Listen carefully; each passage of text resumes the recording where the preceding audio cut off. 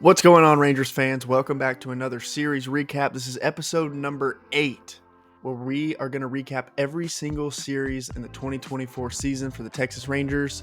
Series number 8 against the Seattle Mariners at home. Let's dive right into it. Game 1, where were the bats? The Rangers fall 4-0 here in Game 1. Then Game 2, the Rangers bounce back nicely. They win 5-1.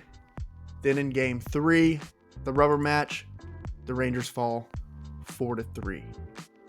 The story of the series, in my opinion, was just playing from behind. All 3 games in this series, the Rangers gave up at least a run. So Game 1, the Rangers right off the bat, you have Dunning on the mound, you give up 2 runs. Game 2, you have Gray on the mound, you give up a run. It ended up being the only run given up in the entire game, but still, you're playing from behind just right off the bat. And then in Game 3, we have Heaney on the mound. He gives up a 2 spot with a home run in the first inning. It's just really hard to play from behind in the major leagues, especially in the first inning. I think the Rangers, I tweeted this out, the Rangers have given up at least a run in 11 of their games this year. That's just too many games giving up at least a run in the first inning. You can't just keep playing from behind, especially whenever the bats have been cold like they have been. So 3 hits in Game 1, then 8 hits in Game 2, which we ended up winning, and then 7 hits in Game 3, we ended up losing. But still, it's just tough, man. You can't be giving up those runs early in the game. Yes, the Rangers did lose the series, but on the bright side, it looks like the young guys are really starting to get hot. Carter, he's hot. Langford, in Game 2, he had 3 hits. One of them should have been a triple, but he blew a tire, rounding second. So he's hot.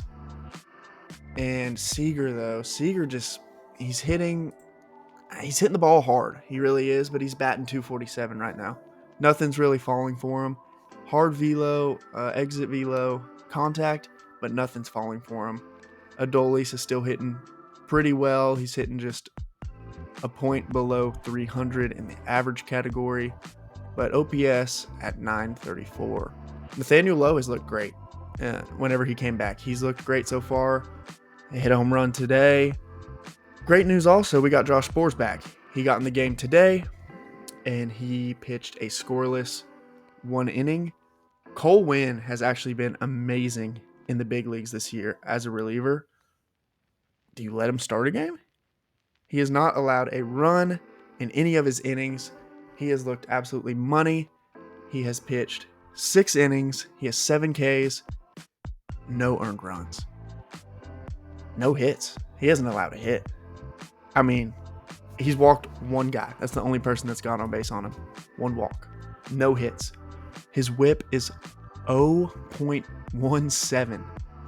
I'm so proud of Cole Winn right now, and I really think give him a start. Heaney today, 6 innings pitched. Okay, he got us kind of deep in the game. 4 earned runs. No walks, which is great for Heaney. But he gave up 5 hits. He was just kind of getting hit around the park a little bit. 7 Ks for Heaney, which he's a high strikeout pitcher.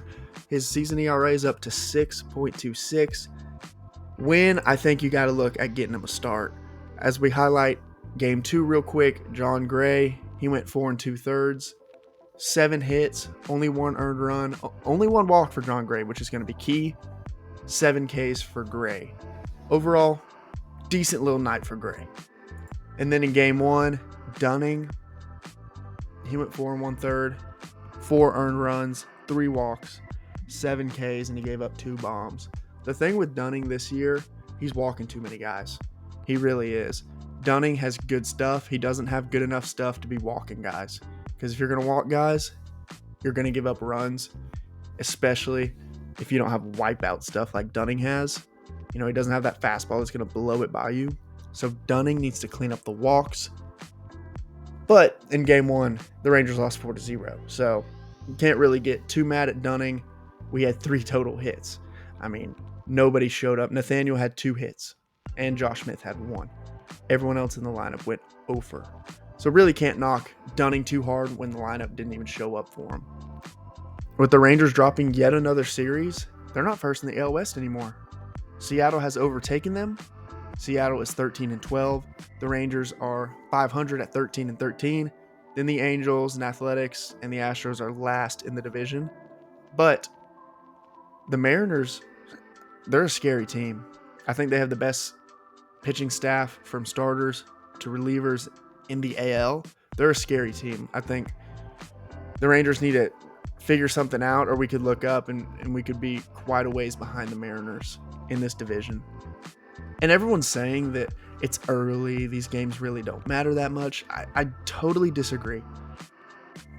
Games in April, games in August, they all count the same. A win is a win, a loss is a loss, no matter what time of year it is, no matter when it's played on the calendar.